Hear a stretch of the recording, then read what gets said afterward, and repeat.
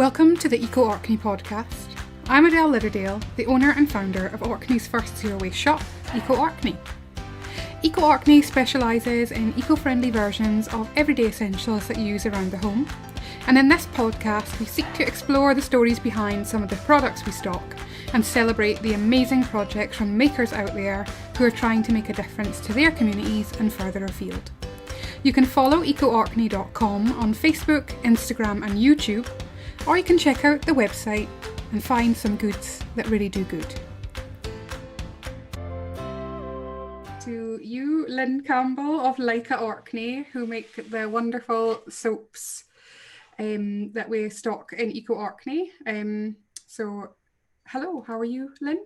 Hello, yes, I'm absolutely fine. I'm wondering if the microphone is picking up this cat who's lying on me, purring away. Grand. Yeah, you can't see Lynn, guys, but she's got this beautiful cat who is absolutely just cuddled in there, having a great time in life, which is just lovely. So Lynn makes these wonderful handmade soaps, and I was drawn to the soaps. I can't remember actually if you got in touch with me or if I got in touch with you, but Lynn was one of the first suppliers for Eco Orkney, and she makes these wonderful soaps with amazing combinations of, I don't know, scents and oils and botanicals in them, but they have Orkney themed names, or some of them do. Yeah, Lynn, could you tell us a little bit more about how you came upon soap making? Well, it's Facebook's fault actually, because quite often when you're scrolling through Facebook, you kind of curate your own wall, really. And me Facebook wall is full of things like bookbinding and cats and horses and things, but it also keeps coming up with all these courses and things because I work for Orkney College, so I usually like a lot of these kind of educational things, and it came up with a course on soap making. So I thought, right, okay, well, it doesn't cost very much. That sounds like something that I would be interested in doing. So I had a go, and I discovered that I loved it. And there are so many different routes you can go down when you make soap, so many different things that you can choose to put in your soap. So I made some decisions really quite early on that there's no way I was going to be using palm oil, because palm oil is not a sustainable product, and no matter what they say about some of these palm oils that come from sustainable resources, they're not. So I made an early decision not to use that. I looked at synthetic smells, and I thought, well, they're lovely, but I don't want to go down that route. I want to make things as natural as possible. So what I decided was that I was going to go with essential oils, because well, you can't really get more natural a scent than an essential oil. So it means that my house at times smells amazing. And I decided that I wanted to use purely natural ingredients, pure, normal, natural ingredients. So coconut oil, olive oil, shea butter, cocoa butter and castor oil are pretty much the only things that I put in my soaps. I also put in something for an antioxidant. There's two kinds of antioxidant. There is vitamin E, and there's another one which is it's ROE, which is rosemary oleoresin, which is extract of rosemary, and it works as an antioxidant, and it just quite simply stops the oils and butters going rancid. It means the soap lasts a bit longer. So other than those oils and butters, the only other thing that goes in it, as you say, is the botanicals. They're purely for colour or for effect. Like I knew right away that I wanted to put bare meal in, because oatmeal soap is a definite thing. Yeah. Oatmeal soap is fantastic for your skin. It's a good exfoliant. It's nice, and it gives you a nice smooth skin. It's good for folk that might have eczema. So I decided that I was going to go down that route, but rather than oatmeal, I thought bare meal, because Why it's not? perfect. Yeah. And it works really, really well as an exfoliant. Mm-hmm. I wanted to use Orkney honey. So my first batch of soap didn't use Orkney honey, it used Co-op's honey. So I decided that I wanted to use Orkney honey. So I use it in two different soaps. There's honeyed layers and there's just honey. The honeyed layers is half and half. So I only put the honey in half of what we call it batter, is the name of the actual kind of the raw soap, the liquid soap. So it only goes in half the batter. So you've got a two-tone soap. the honey, it's got the honey through the whole batter. And honey's in what's called an emulsifier, so it attracts moisture to the skin. So it's really good if you've got dry skin. I also wanted to use a clay and a charcoal. So I called it Doucet, and it's a good Orkney word. Doucet means not quite black, not quite sooty. So that's exactly what I did. What I do is it's called in the pot swirl, where I mix up some of the activated charcoal with a bit of the batter, and I just kind of pour it in the pot and then pour it into the mould, and it makes the most amazing kind of swirly things. And the thing that I like about Doucet is that when you wash your hands with it, you actually get black foam, which is fantastic. That's brilliant, isn't it? Bit of drama. It's that activated charcoal that it gives you these black bubbles. And the thing is that you might think, well, that's a bit of a pest, because if you get that on your clays or on soft furnishings, well, actually, you'll find that you'll never have found a cleaner bit of clays or a cleaner tool when it comes out of the washing machine. There we go. Activated charcoal makes a fantastic job of cleaning things. It seems counterintuitive, but actually, if you put it in your teeth, it gives you sparkling white teeth. It's very good. And the bentonite clay as well. The clay is there as a soothing kind of exfoliant as well, and it works really nicely on your skin. I also use turmeric. That's purely for colour. Turmeric it's a really rather kind of lovely yellowish colour, and I put just pure turmeric on the top just as a garnish. And I need to make sure that I don't put so much on, because sometimes when it's dry and you use it the first time, your sink fills up with this turmeric and it seems very odd. Like, I don't want to stain folks' sinks, so I need to not remember not put so much, just as garnish on the top. And Huaget is an Orkney word. The Orkney words that I chose, I mean, I tried to come up with Orkney words for all the soaps, but I couldn't for all of them, because I quite honestly, I couldn't be bothered to look up the Orkney word for honey. I don't know if there is one in the, certainly isn't an Orkney word for turmeric. So some things had to be called what they were. So the Huaget, what does Huaget mean? I've forgotten. Does it say, oh, see, even I can't remember what they all mean, and I'm just trying madly to look on my computer, and I've got it written here somewhere and I can't find it. Skiggin, I can tell you about Skiggin. Skiggin, it's got spirulina in it, so, or spirulina, I'm not sure how you say that. That's green. That's the stuff that gives you the blue-green algae, and it gives it's just purely, again, it's for colour, and I really, really like it. And Skiggin just means squeaky clean. Lovely, perfect. Blot has got paprika in it, and it kind of gives you an orangey colour. But the one that I have made just most recently that has impressed me the most is the one that I call Burrion. Now, Burrion is actually the name of a broch, just a hop, skip and a jump for my house. If you had an Olympic scale kind of javelin thrower, they might be able to hit it. From your house. It's not just next door, but it's just across like a few fields for me. And it's a very well, it's not a very interesting piece of archaeology. It's just a lump in a field as there is over the whole of Orkney. So I thought, well, I need to give an archaeological theme to something, so I call it Burrion. Now, what I did for the colouring of that was alkanet root. And alkanet root is used as a colouring in a lot of things, and it gives a red colour.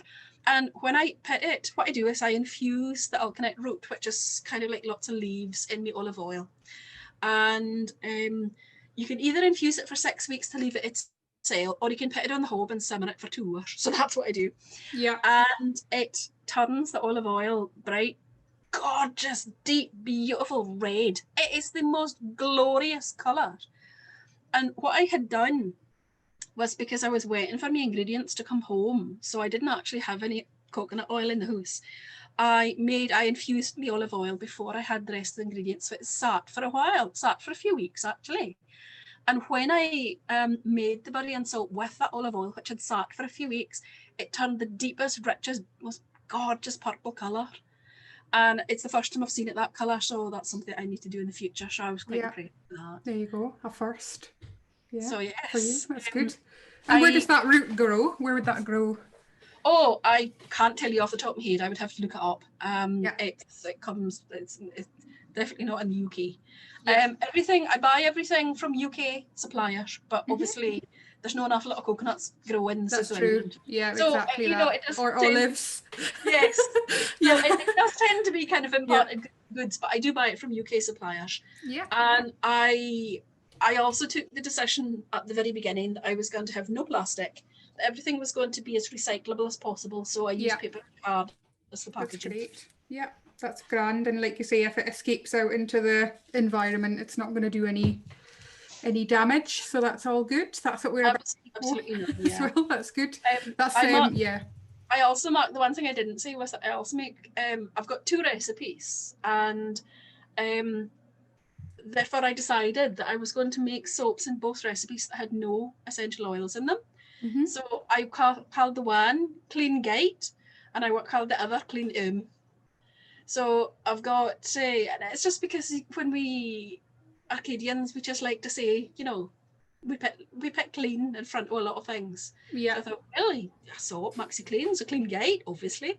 And what else can I clean? Yeah, that's another one, which also means kind of the same thing. Yeah. So I thought, yeah, so they're nice and soothing with no essential oils. So Yeah. if you need to be calm doing, if you are Clean Gate or Clean then have a bath with one of those bars of soap and it'll help soothe and relax. Yeah. So for any non-Arcadians watching on the YouTube, Clean Gate is when somebody's very excited or wound up or just generally up to high-do. That's not Arcadian, is it?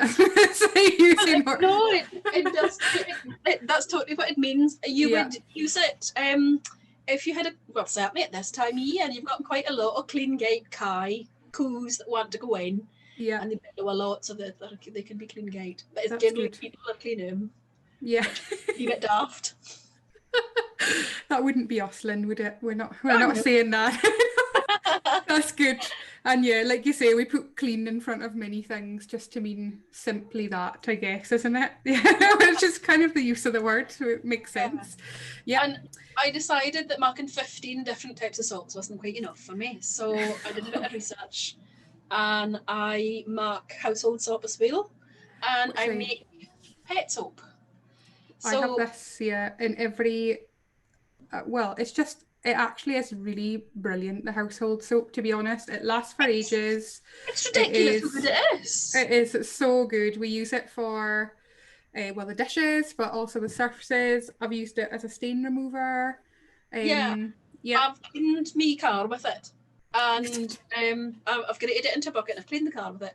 And you can grate it and clean the floor or carpets with it as well. Yeah, I haven't actually tried it on any spots on the carpet, but I've seen photographic proof of something. It works. Yeah, it definitely works on stains. And the good thing is, like, if you actually get an oil stain, which is, like, if you're cooking a lot, it's really hard to get rid of. Like, the only thing that really works is, like, something, I don't know, fatty, like the soap. So it's actually as perfect for those kind of oily stains. So we love that. And also, like you were mentioning about eczema, like any kind of fairy liquid or any of those things, I can't personally put my hands in it because it just shreds them to bits. So the other bonus is this is really kind to your skin. So not only does it not burn your skin, but it actually makes it feel a lot better as well. So that's good to hear, because I do actually put a warning on it to say that it might dry your skin, but obviously everybody is different. Yeah, that's good. And I have it by the sink, and I only use me washing up liquid now to clean up my milk bottles. Yeah. And that's kind of wet. That's the only thing I'm using my washing up liquid for anymore. Yeah. So there you have it. It works. It definitely works, and it's one of the best sellers. We sell quite a lot of it on Eco Orkney as well. So well done on the household soap. It's brilliant. And then I do pet soap. I've got the pet soap. I sent some of this to Glasgow, actually. I used my sister as a kind of a test bed for most things. So she's kind of gotten her own weight in soap over the last pretty while. And she's got 5 dogs.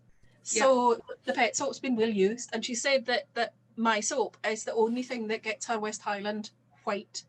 Every other soap doesn't get them quite sparkly. But mine makes them nice and bright. There you go. That's good. Many moons ago. That's good. I did work in the pet shop for nearly a decade, and we sold white shampoo for just that type of thing. So there you have. So it was there's a different market for the white dogs out there, but there you go. Yeah, I mean, Yeah. it's not just for dogs. Yeah. It can be used on any animal at all. Yeah, I mean, it's been I formulated so that it's nice and it's really mild on the skin, and it's made with apple cider vinegar, so it rinses out fantastically easy. And that's the thing, is that particularly if, say, you're washing a horse's tail, the last thing you want is a very sudsy tail. Whereas because that's apple cider vinegar, it just rinses out no bother at all. There you go. So the vinegar helps take the residues from the soap, is that? It does, and it leaves a really shiny, soft coat. And I mean, it's not just me saying that, because obviously you're going to big up your own product. I've tested it on a lot of folk. I gave a lot of feedback away to folk, and they've come back and have said it really has made a difference to the way that their animal skin and hair has been. Perfect. I've had really good feedback actually on all of the soap, and I like having it in the house, like you say, because when you've handed over a delivery, my house smells amazing.